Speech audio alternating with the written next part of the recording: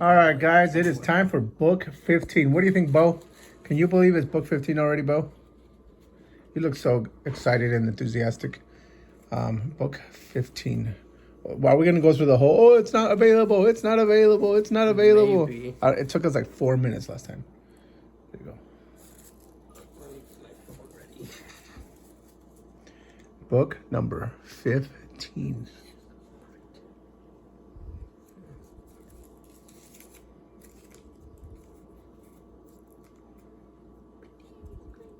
Have we chosen that one before?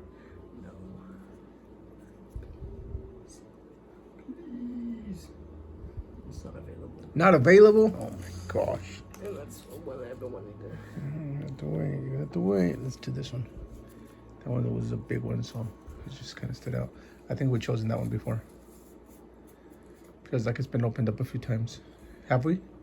Mm-hmm.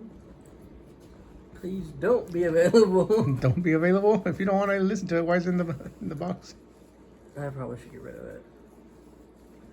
No. Oh, thank no, God. No. We're leaving everything in there. As is. We're not getting rid of any of them.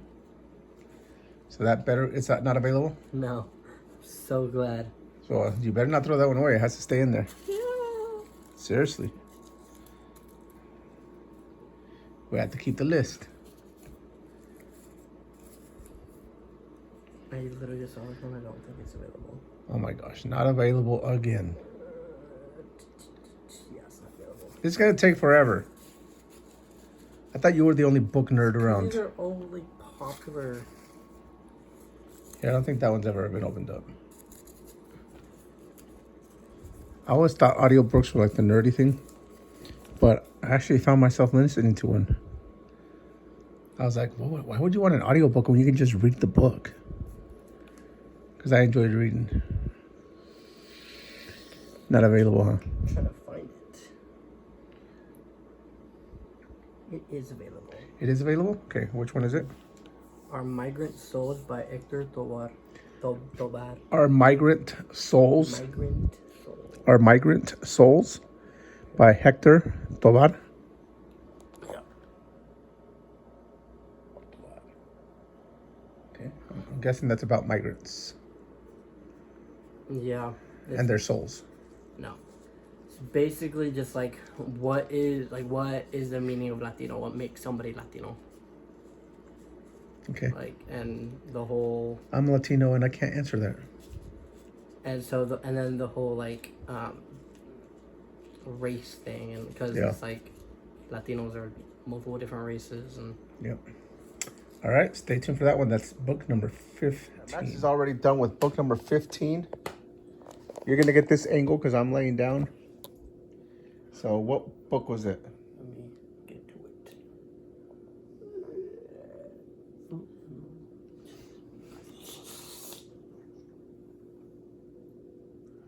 Dun, dun, dun, dun, dun, dun, dun, dun, dun, dun, dun. Dun, dun, dun, dun, dun, dun, dun, dun, dun, dun. Our Migrant Souls by Hector You got Tobar. to speak up too. Our Migrant Souls by Migrant Hector Souls Tobar. by Hector Tobar. Okay, perfect. What was it about?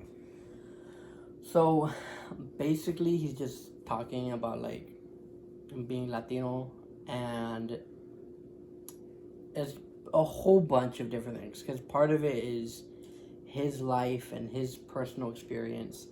He is the child of immigrants from Guatemala, and like literally they crossed the border in the United States, settled in Los Angeles, and like 2 days after they immigrated, he was born. Okay. So like, basically he like grew up like fresh with them still being in the country, basically like all that. Because she was pregnant, his mom was pregnant obviously when she crossed the border. Mexicans. They're Guatemalan.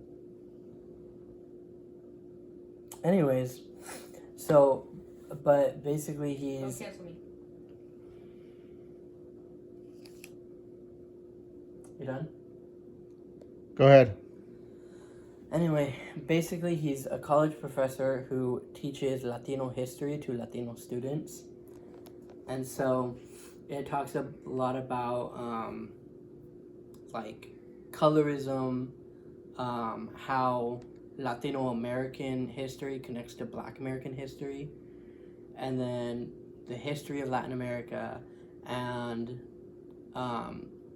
like what makes somebody Latino, because Latino isn't a race, although on many forms and stuff it's always put as a race, which even for me that's a little confusing unless it specifically says white non-Latino, which is on many forms now, but like it's still not on some, because I'm always like, what do I put? Because racially I'm white, but still Latino, and I want to put that on there because I feel like it would matters in some cases depending on what the form is about.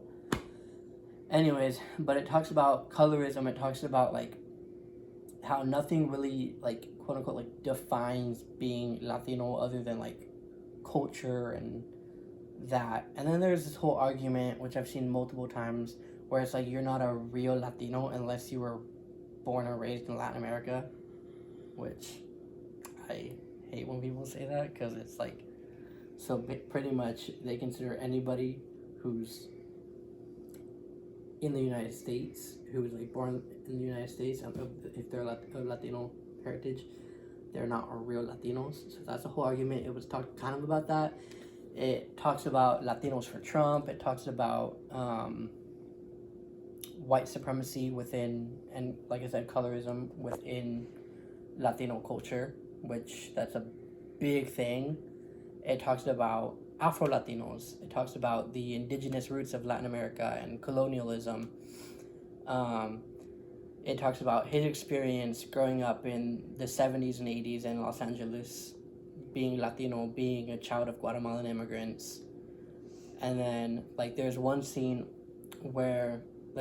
part in the book where he was talking about how, I think he was like a teenager or something, and he's on public transportation, and he's reading a book, and this teenager asks him like, oh, what are you reading? And he was like, oh, I'm reading a book that's about the Salvadorian Revolution. And he's like, what revolution? And he basically kind of explained to this kid who's the child of Salvadorian immigrants what the revolution in El Salvador was, because this kid had no clue what it was. His parents most likely immigrated to escape that. I met someone that used to was there in the 80s.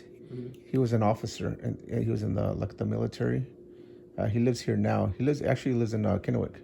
Oh. But he was a military, and he had to do some stuff he didn't want to do. Does that make sense? Yeah. But he's living here now in the U.S. doing good for himself. It also talks about how different countries have different like influences, like countries like Argentina, Uruguay, and Chile have more European influence, while countries like the Latin American countries in the Caribbean and Colombia, Brazil have a lot of African influence, and then in like Mexico and Guatemala and Nicaragua, there's a lot of more indigenous Latin American influence, and so that was really interesting. And then it talks about a lot of the dictatorships in South America, like the one in Chile, Venezuela, pretty much like everywhere, like in Latin America, all these different dictatorships and politics and all this stuff. It's just like a really interesting book, and I feel like if you're Latino, you should definitely read it, because for me it was kind of validating in a way, because like obviously like growing up I was always told that I wasn't a real Latino because I'm no sabo, because I'm pale, because I didn't grow up in Latin America, all this stuff. So, but I feel like if you're Latino, you should definitely read the book, and it'll help, especially if you were raised in the United States. It'll like help validate you, and you learn so much about your own culture in a way, like different things you probably didn't know about. Okay. So cool. So you enjoyed it?